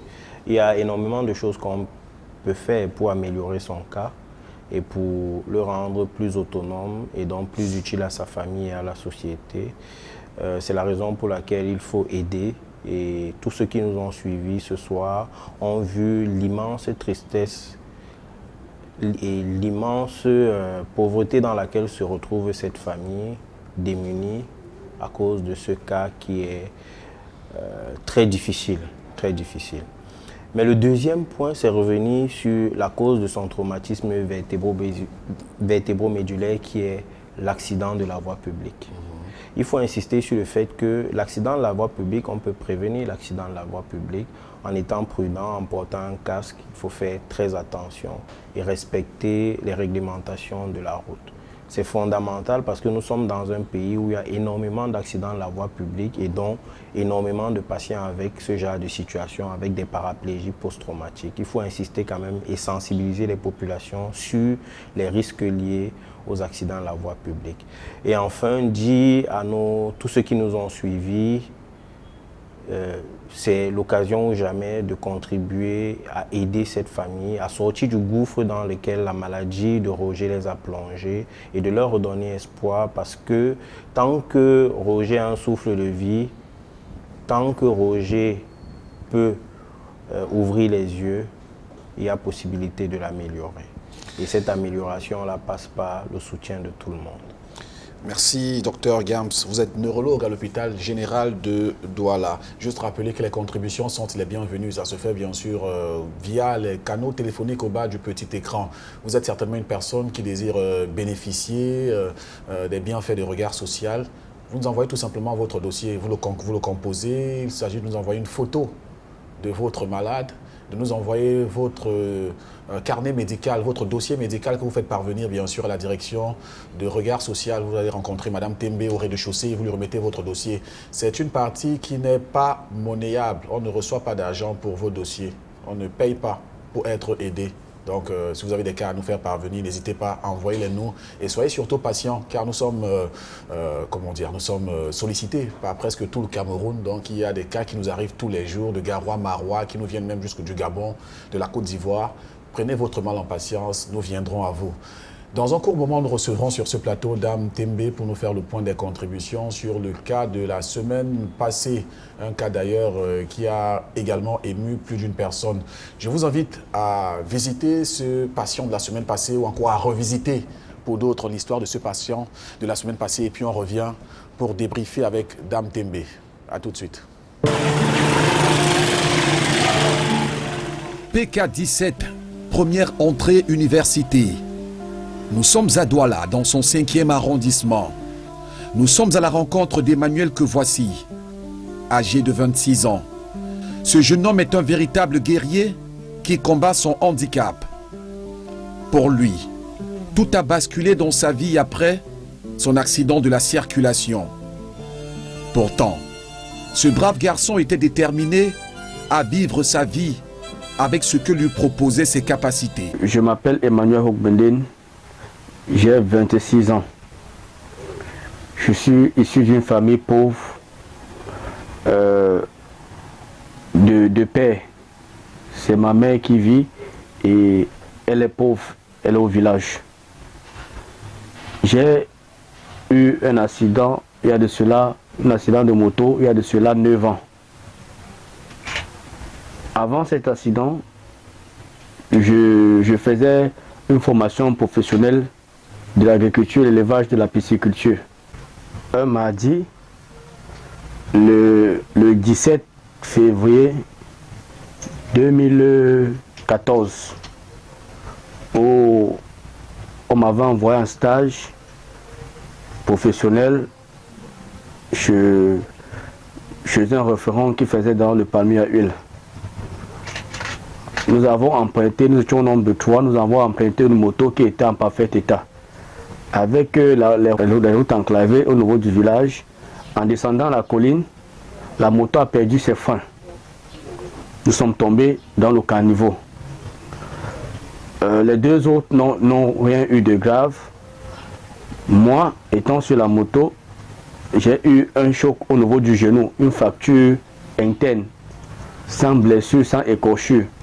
Juste une fracture interne au niveau du genou. On m'a amené dans le centre le plus proche du village. On a essayé de me faire les premiers soins et on m'a fait un garrot.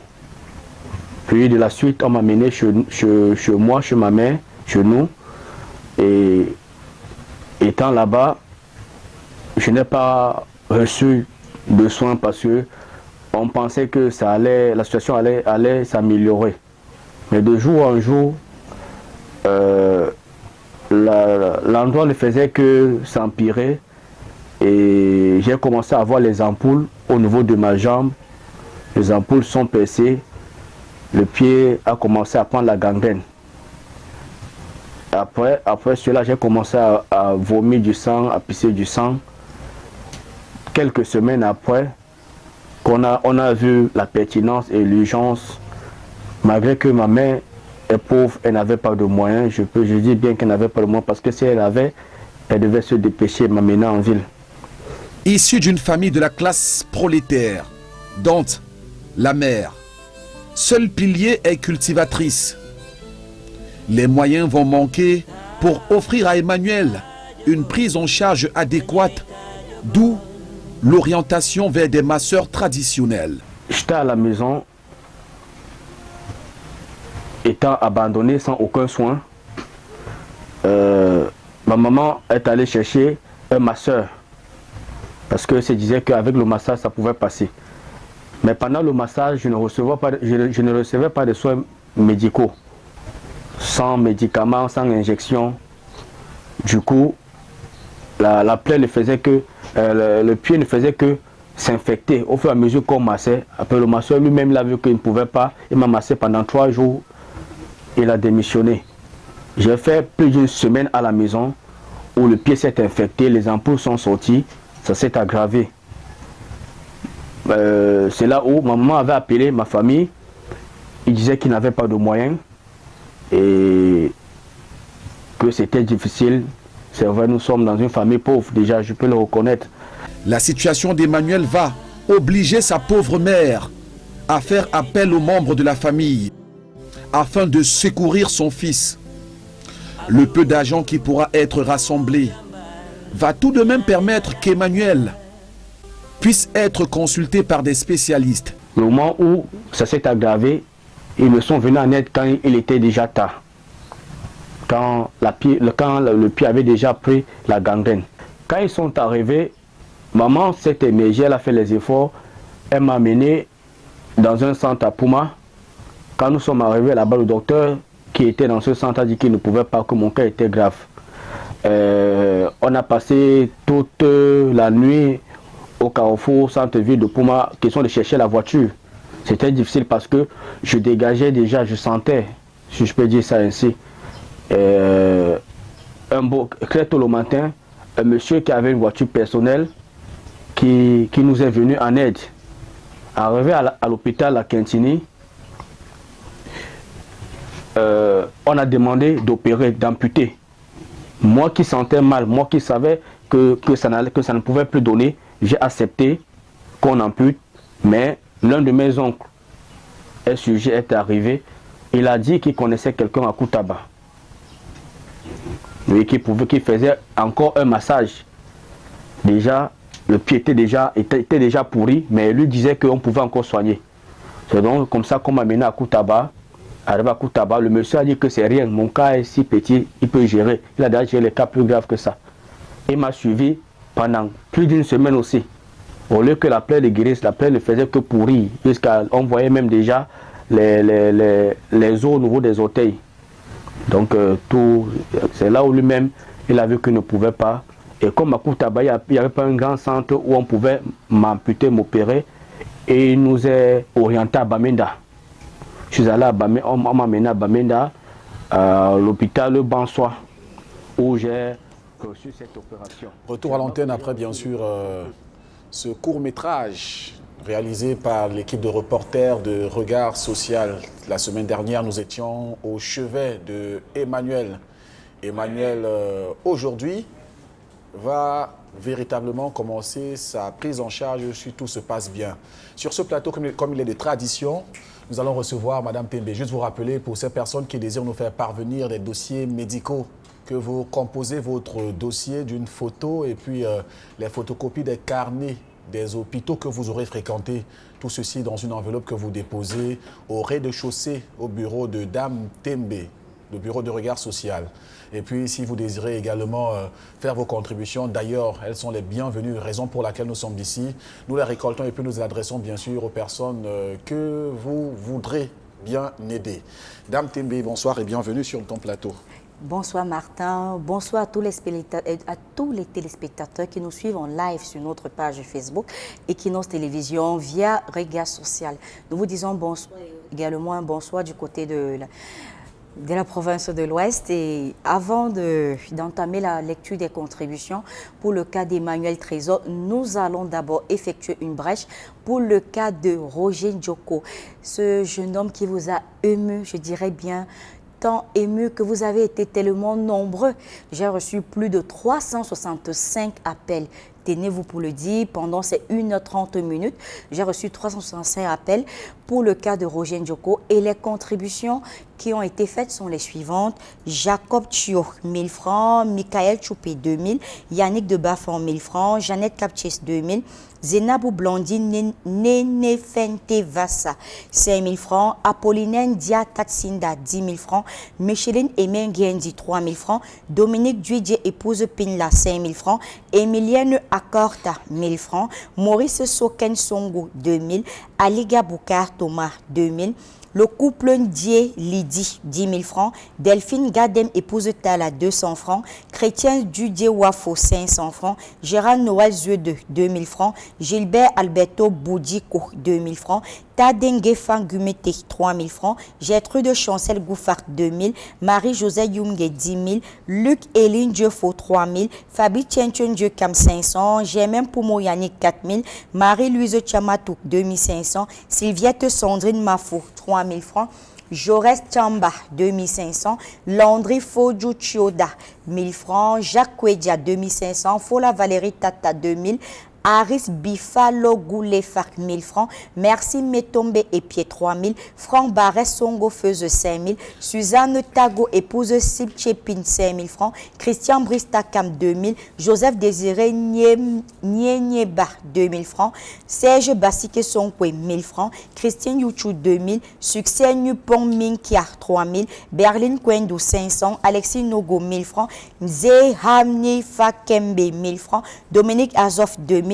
Marie-Aimé Tuido, 1000 francs. Jacqueline Modjo, 25 000. Alida Zitandop, 2000 francs. Bob Datala, 1000 francs. Suzanne Baga Assama, 1500. Maximine Guadje, 2000. Lucrèce Bakwe, 2000. Sandrine et Karabo Yimele, 1000 francs. Viviane Marthe Pekwe Mezo, 4000 francs. Merci Zongi, 700 francs. Mata Namondo, 700 francs.